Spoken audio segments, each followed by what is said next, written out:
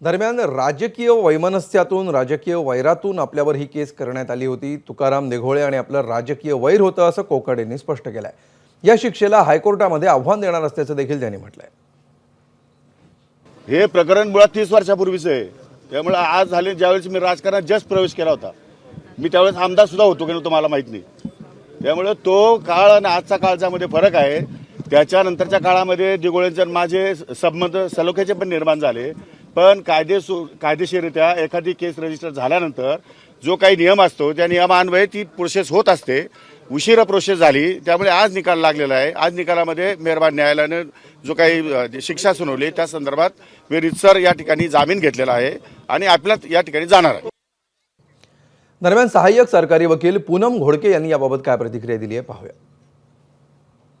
एक जे आहे माणिकराव शिवाजी कोकाटे आणि त्यांचे भाऊ जे आहे विजय शिवाजी कोकाटे, या दोघांना शिक्षा सुनावण्यात आली आणि असंही आरोप होता की आरोपी नंबर 3 आणि 4 यांच्या लाभात जे घर दिलेलं होतं ते सुद्धा त्यांनी यांच्या फेवर मध्ये केलं आणि त्याच्यात पण इलिगल कन्स्ट्रक्शन केलेलं आहे असं पण त्या तक्रारीमध्ये नमूद केलेलं आहे।